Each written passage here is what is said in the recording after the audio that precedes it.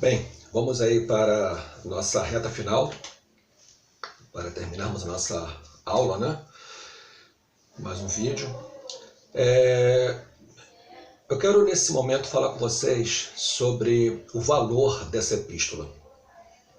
Porque, embora tenha um tamanho tão pequeno, né? São 25 versículos apenas, mas ela é de uma riqueza assim, tão extraordinária, tão cativante, que vale a pena assim, um aprofundamento nessa epístola.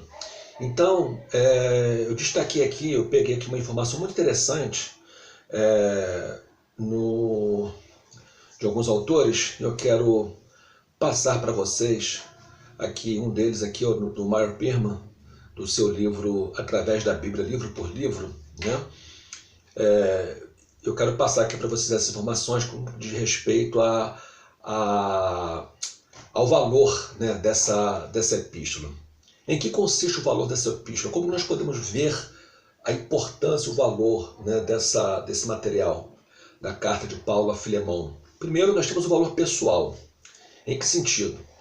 Porque ela proporciona o conhecimento do caráter de Paulo, revelando o seu amor, humildade, cortesia, altruísmo e tato. Se você fizer uma leitura cuidadosa nessa epístola, você vai ver muito, né, do perfil do apóstolo Paulo, a maneira como ele se reporta a Filemão, a sua educação, a sua gentileza, né? Em nenhum momento ele lança a mão da sua autoridade apostólica para fazer valer aquilo que ele está querendo que aconteça. Em todos os sentidos aqui nós vemos um comportamento e um exemplo de um homem de Deus, né? O apóstolo Paulo, nessa carta, ele revela muito do seu caráter cristão. Segundo, nós temos o valor providencial. É que, de acordo com o versículo 15, nós aprendemos aqui que Deus pode estar presente nas circunstâncias mais adversas. Observem que Filemão, ele era, aliás, Onésimo, né? Ele era um escravo fugitivo, e tendo sido ele um escravo e que agora estava fugindo do seu senhor porque lhe havia roubado um dinheiro, alguma propriedade, alguma coisa, ele corria risco de ser morto. E diz o texto aqui: talvez ele tenha sido afastado de você temporariamente a fim de que você o receba para sempre. Aqui nós temos nesse versículo uma situação em que Paulo deixa bem claro que existe naquele momento ali um agir de Deus, né, apesar das circunstâncias desfavoráveis. Porque Onésimo estava realmente vivendo uma situação desfavorável em relação a Filemão. Mas Deus trabalha, meus irmãos, em nossas circunstâncias desfavoráveis, né? Deus trabalha nessa questão. Vale a pena ainda salientar que, ao contrário do que muitos pensam, né, algumas pessoas pensam, né, que Onésimo tenha sido um prisioneiro ao lado de Paulo, lá em Roma, e lá na prisão Paulo tenha ganho ele para Jesus. Não.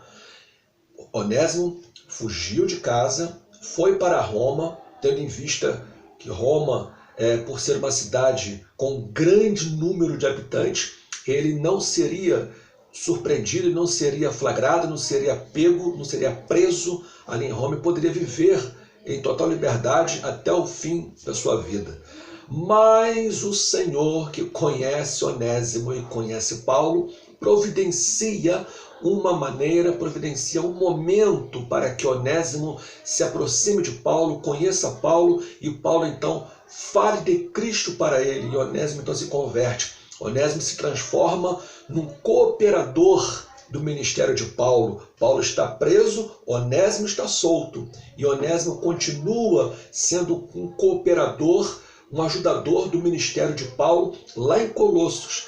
E agora, aquele escravo fugitivo, né, que temia a morte, agora está transformado, está totalmente liberto das suas práticas do passado, pronto para servir a Deus. E é o que ele estava fazendo.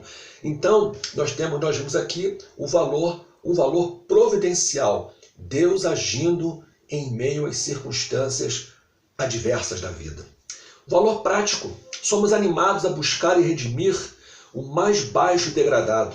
Onésimo não tinha nada que o recomendasse, porque era um escravo fugitivo. E pior ainda, um escravo da Frígia, uma região notória pelo vício e estupidez de seus habitantes. Mas Paulo ganhou para Cristo.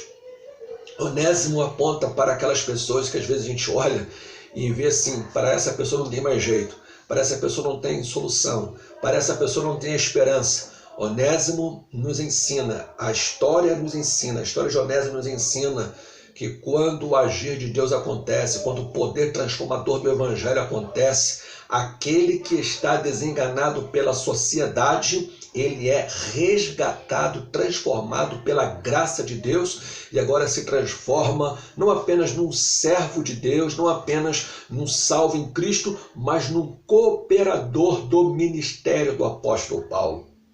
Temos também o valor social. A epístola demonstra a relação entre o cristianismo e a escravidão. Na época de Paulo, havia cerca de 6 milhões de escravos no Império Romano. E a sua sorte, a sorte desses escravos, em geral, era de miséria, né? Considerados como propriedade de seus amos, de seus senhores, estavam completamente à mercê deles, não tinham direitos legais. Agora, esse Onésimo, que era um escravo fugitivo, vivendo toda essa situação social, ele é restaurado socialmente para poder viver uma vida social, né, com graça, com alegria, com liberdade, juntamente do seu Senhor, que também é crente, Filemão. Então, o Evangelho, ele trabalha nisso aí. Pela ofensa mais mínima, podiam eles ser açoitados, né, mutilados, crucificados ou entregues às feras. Não lhes era permitido o matrimônio permanente. Era essa a situação de um escravo na época.